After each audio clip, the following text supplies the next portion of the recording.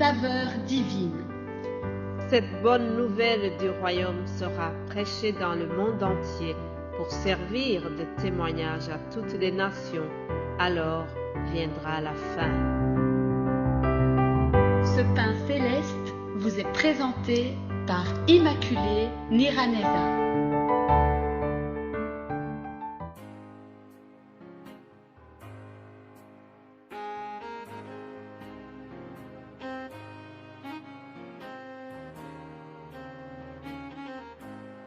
Je vous salue très chers amis à l'écoute de l'émission Saveur Divine. C'est avec une grande joie que je vous retrouve après ce week-end. J'espère que l'Éternel a été avec vous. J'espère que vous avez bien profité de ce moment pour vous restaurer à tout point de vue. Je bénis l'Éternel qui continue à me donner le souffle de vie. Ce n'est pas toujours évident, mais je suis reconnaissante pour la vie que Dieu me donne. Toi qui m'écoutes, si tu es aussi bien portante, si tu arrives, ne fût-ce qu'à marcher, si tu arrives à ouvrir la bouche, à regarder, à sentir les choses, si tes 5 sens fonctionnent, remercie Dieu avec moi. Je vous propose de continuer notre méditation en lisant le psaume 23. Cantique de David. L'Éternel est mon berger, je ne manquerai de rien. Il me fait reposer dans de verts pâturages, il me dirige près des eaux paisibles, il restaure mon âme, il me conduit dans les sentiers de la justice à cause de son nom. Quand je marche dans la vallée de l'ombre de la mort, je ne crains aucun mal, car tu es avec moi. Ta houlette et ton bateau me rassurent. Tu dresses devant moi une table en face de mes adversaires. Tu oins d'huile ma tête et ma coupe déborde.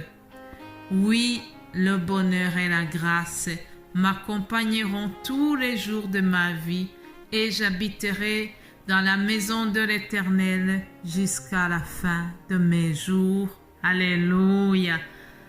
Ah, ça c'est un psaume qui est très connu, un hymne national pour certains.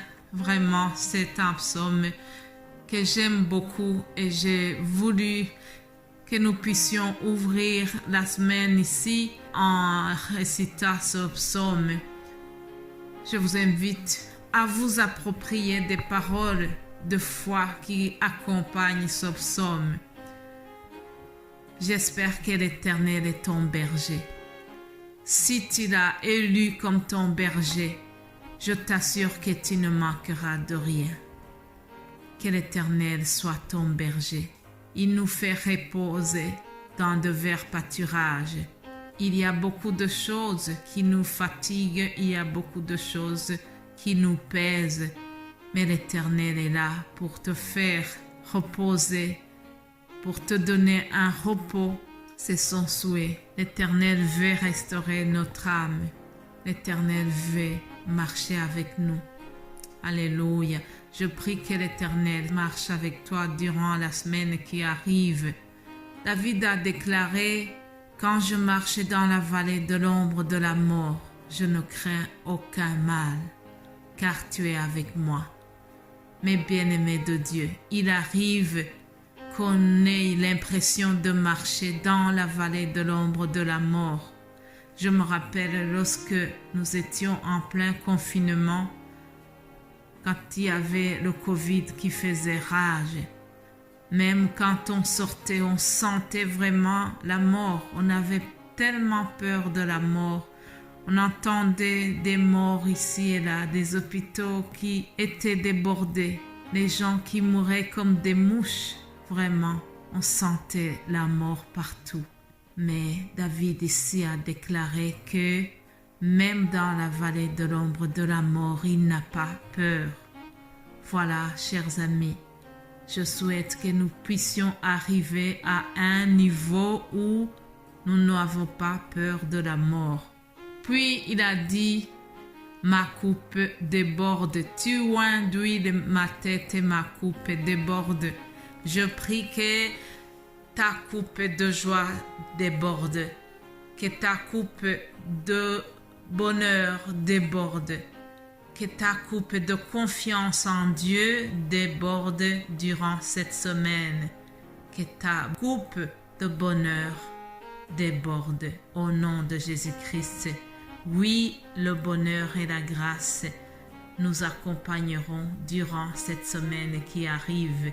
Déclare-les et surtout, aie confiance que quoi qu'il arrive, le bonheur et la grâce vont t'accompagner, puisque ça c'est l'héritage de ceux qui ont fait confiance en Dieu. Ceux qui s'appuient sur l'Éternel, ils ne seront jamais confus.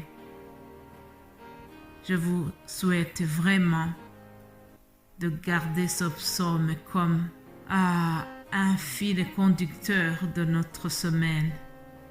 Que ce psaume soit vraiment enraciné dans nos cœurs. Alléluia. Merci à vous tous qui soutenez cette œuvre de Saveurs Divines. Merci pour vos encouragements.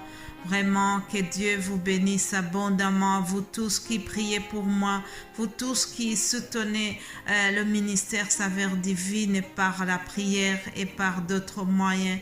Que Dieu vous bénisse richement. Sachez que vraiment cette œuvre, ce n'est pas quelque chose d'une personne ou d'un groupe quelconque. Non, c'est vraiment l'œuvre de Dieu.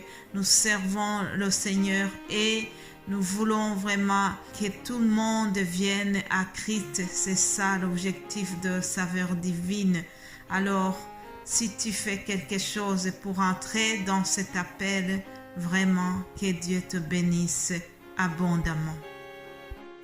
Alors, comme tous les lundis, je donne un nouveau thème et durant cette semaine, nous allons suivre un thème que nous trouvons dans le psaume 34 au verset 20. Psaume 34, verset 20, il est écrit « Le malheur atteint souvent le juste, mais l'Éternel l'en délivre toujours. » Je répète, le malheur atteint souvent le juste, mais l'Éternel l'en délivre toujours. Mes bien-aimés de Dieu, que tu sois juste ou pas, quoi qu'il arrive, le malheur touche les bons et les méchants. Ça serait vraiment une faute, ça serait une erreur de penser que parce qu'on est juste devant Dieu, alors on ne doit jamais rencontrer une difficulté quelconque. Non, chers amis, il y a quelqu'un qui a été le plus juste de tous les hommes, c'est Jésus-Christ. Jésus était vraiment juste durant toute la vie qu'il a menée sur terre. Ce qui lui a caractérisé, c'est le fait d'être juste. Il n'a jamais eu de péché. La Bible nous dit qu'il n'a jamais péché. Jésus-Christ, lorsqu'il était à la croix, le centenier l'a reconnu juste. Lorsqu'il a expiré, le centenier s'est écrié en disant « Certainement cet homme était juste ». Il a reconnu que Jésus-Christ était juste. Mais malgré qu'il était juste, malgré qu'il était Dieu, malgré qu'il a vécu dans l'intégrité totale, Jésus-Christ a rencontré des problèmes sur terre. D'ailleurs, avant de partir, avant de retourner au ciel, il a prévenu ses disciples. Il leur a dit « Vous aurez des tribulations dans le monde, mais prenez courage, j'ai vaincu le monde. » Parce que Jésus-Christ a vaincu, le juste aussi vaincra. Alléluia. Salomon, dans un de ses proverbes, Proverbe 24, 16, il dit « 7 fois le juste tombe, mais il se relève. » Alléluia. mes bien-aimés de Dieu. Le juste peut tomber, le juste peut être atteint par le malheur, mais Dieu promet qu'il va le délivrer. Alléluia. Nous allons continuer demain en voyant des personnes qui étaient justes, qui ont rencontré des problèmes, mais que Dieu les a relevés. Voilà, nous terminons l'émission d'aujourd'hui ici. Je vous souhaite de passer un très bon lundi. Que Dieu vous bénisse abondamment. Soyez bénis au nom de Jésus-Christ. Amen.